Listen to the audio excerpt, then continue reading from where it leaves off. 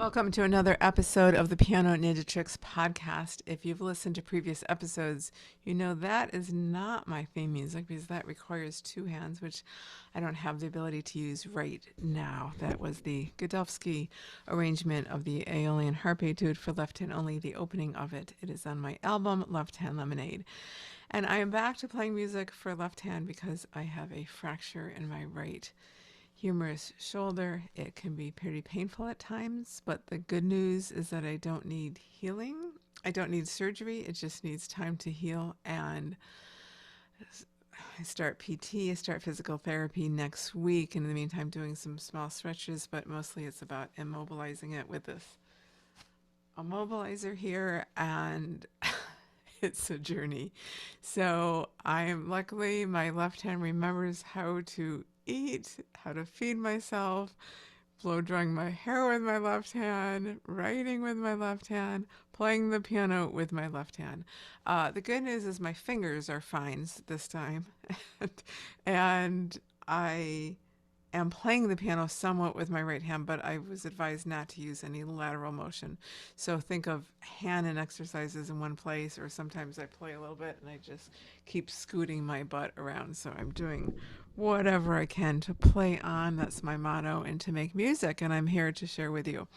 So I am in at the start, actually, of a very fun project. So while I'm only playing music with left hand, I thought I'd go back to learn a piece I'd wanted to learn in 2017 when I started this journey, when I broke my right hand and started music for left hand only. And it was a piece I attempted and never mastered, never finished.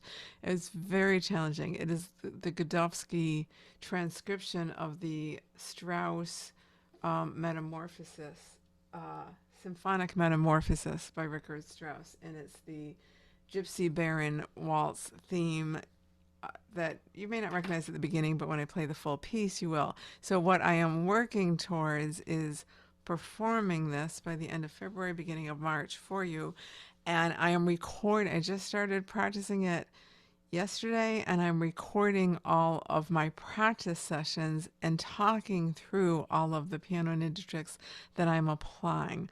I don't have a link for that ready for you yet, but I will by next week. So post a comment or send me a DM and tell me you're interested. Write the word Godowsky, Godowsky, and I will get you on that list to get access for free to these practice sessions of me learning the Godowsky, which is a very challenging piece. It's kind of why I gave up on it the first time around, but I'm not giving up this time.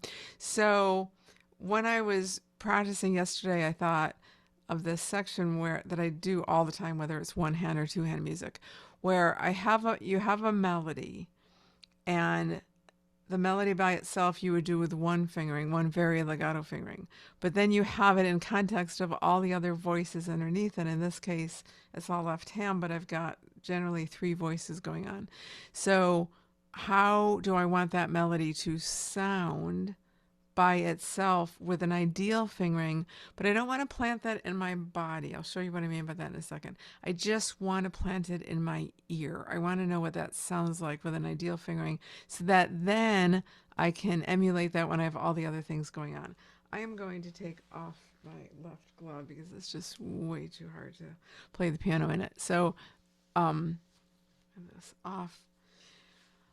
So the melody, I'm going to jump to this section in the theme of this, and I'm going to play the melody is eventually going to be played with my thumb in my left hand. So one of the things I've learned, and I feel like I've mastered in my left hand music, is learning how to play legato with thumb. And if you close your eyes, hopefully you don't know it's my thumb. So to do that, the first thing I do is plant it in my ear with an ideal fingering. So I'm going to do this top line one more time. I'm really shaping that, going towards the top. It's a very simple line, but when I have all the other things going on, it's when it gets more complicated. So I might do that twice maximum. The reason I don't want to do it more than twice is because I don't want to plant it in my body. I don't want my body memory to know that. I just want it in my ear. So I feel like I have that in my ear. Now I'm going to add just one other voice, not three, not four, just one thing at a time. So I'm going to add that was the soprano. I'm going to add the alto. Actually, before I even do that, I can do one other thing, which is now I'm going to play that same melody, the same notes, but only with my thumb. And I'm going to try and my goal is to make it sound exactly the same so that if you were to close your eyes, you wouldn't know the difference between me using my thumb or me using an ideal middle of the hand fingering, legato fingering.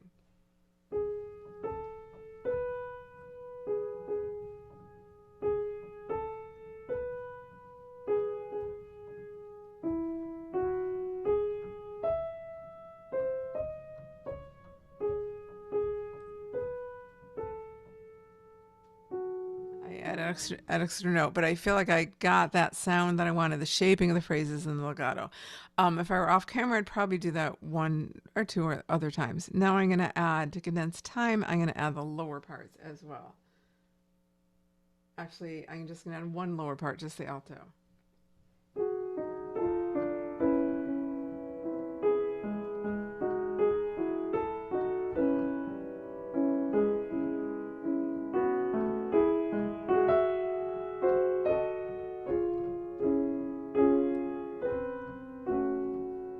So I would probably do that about 2 more times if I were off camera when I'm practicing it. Because again, my goal is to emulate that sound of when it sounds really shaped and going towards the top of the phrase and very legato. Now, just to condense time, I'm going to add the bass as well. Now it gets a little more complex because now I've got skips going along with while the melody in the thumb is trying to play legato. We'll see how it goes.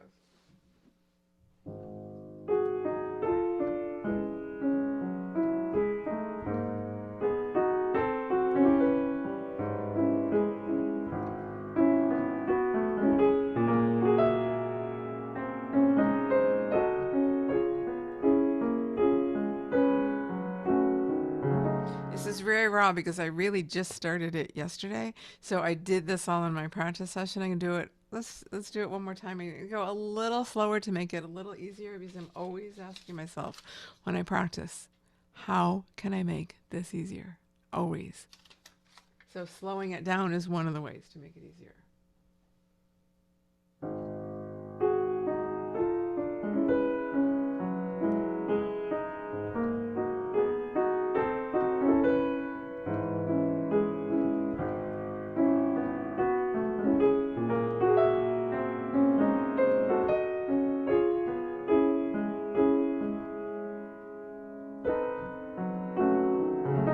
What I want to do is that part where I stumbled, I wasn't sure where I was going. I want to isolate that and practice. I'm going to do another ninja trick and I'm going to isolate that part just for a second because I don't want to sweep that under the carpet. It's just going to get worse. So I'm going to address that now. So that last section, I want to know where I'm going. So I'm using quick reflex motion to get there.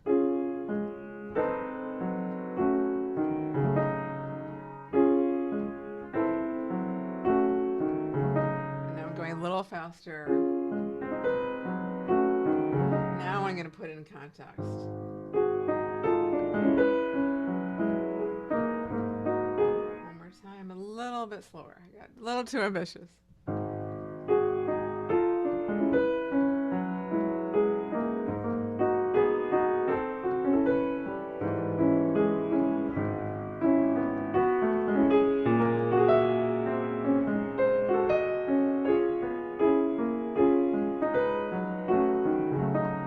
So that's a little bit of how I would practice that section at the very beginning stages. This is just yesterday.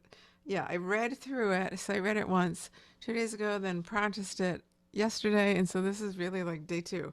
So I want to show you what a work in progress really is, and this piece gets really challenging because it gets enormous leaps. You think you have a lot of leaps when you have 2 hands. When you have one and a piece like this, sometimes you're jumping this much. It's so far, and I'm going to show you in a future episode how to leap really efficiently.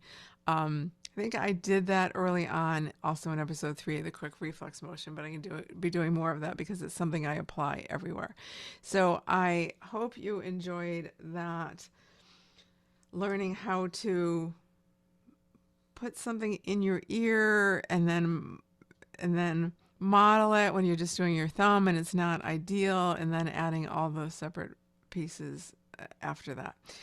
More left hand music to come along with piano ninja tricks. In the meantime, if you want my best free fingering ninja tricks, go to pianoninjatricks.com and you'll be sent 5 successive short emails each that you can apply to any piece of music you're learning to really help you choose fingering with ease and efficiency and consistency.